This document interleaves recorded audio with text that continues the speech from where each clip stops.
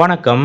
வெளிநாட்டிலிருந்து வந்தவுடன் திமுக கூட்டணி கட்சிகளுக்கான இடஒதுக்கீட்டில் களமிறங்கிய முதலமைச்சர் ஸ்டாலின். அப்படி முதலமைச்சர் மு.க.ஸ்டாலின் அவர்கள் கூட்டணியில் எந்தெந்த கட்சிகளுக்கு எத்தனை தொகுதிகள் ஒதுக்க திட்டமிட்டுள்ளார் தெரியுமா? வெளியான மிக முக்கிய தகவல்.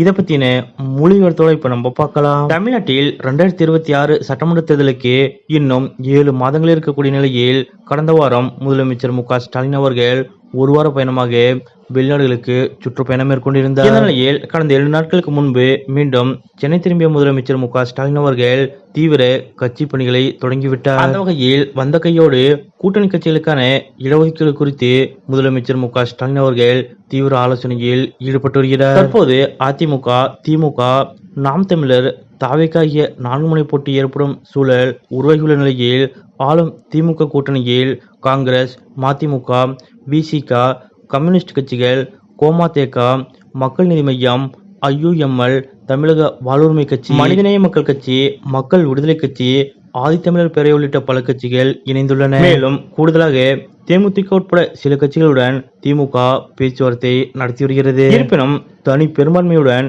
மீண்டும் ஆட்சியை தக்கவைக்க திமுக தலைமை விரும்புகிறது. இதற்காக கூட்டணி கட்சிகளுக்கான இடஒதுக்கீட்டை குறைக்கும் திட்டம் வடிவமைக்கப்பட்டுள்ளதாக கூறப்படுகிறது. அதாவது கடந்த 2021 சட்டப்பேரவை தேர்தலில் திமுக கூட்டணியில் காங்கிரஸ் கட்சிக்கு 25 தொகுதிகளும், விசிக, கம்யூனிஸ்ட், மதிமுக ஆகியவற்றுக்கு தலா 6 தொகுதிகளும், கோமாதேக, ஐயுஎம்எல் ஆகிய கட்சிகளுக்கு தலா 3 தொகுதிகளும், மற்ற சிறிய கட்சிகளுக்கு 6 இடங்களையும் திமுக ஒதுக்கியது. இதன் மூலம் திமுக தனியாக 188 தொகுதிகளில் போட்டியிட்டு 133 இடங்களில் வெற்றி பெற்றது. ஆனால் திமுக கூட்டணி கட்சிகள் 47 தொகுதிகளில் போட்டியிட்டதில் 26 இடங்களில் மட்டுமே வெற்றியடைந்தன. இந்த நிலையில் வரும் 2026 சட்டமன்ற தேர்தலில் குறைந்தபட்சம் 200 தொகுதிகளில் வெற்றி பெற வேண்டும் என்ற இலக்கை நிர்ணயித்துள்ளார் முதலமைச்சர் ஸ்டாலின். இதனால் கூட்டணி கட்சிகளுக்கு அதிக இடம் வழங்காமல் வெற்றி வாய்ப்புள்ள தொகுதிகளை மட்டும் கொடுக்க முதலமைச்சர் மு.க.ஸ்டாலின் அவர்கள் முடிவு செய்துள்ளார். அந்த வகையில் கடந்த முறை காங்கிரஸ் கட்சிக்கு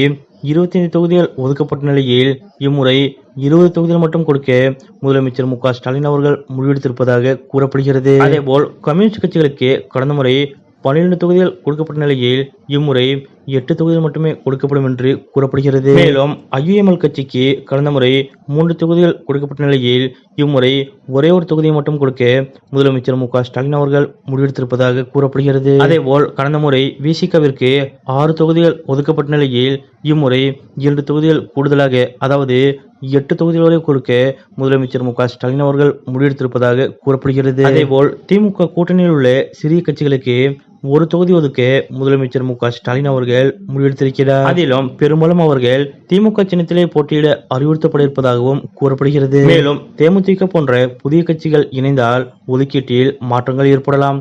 எந்த கட்சிக்கும் பலவீனமான தொகுதிகள் தரப்பட மாட்டாது.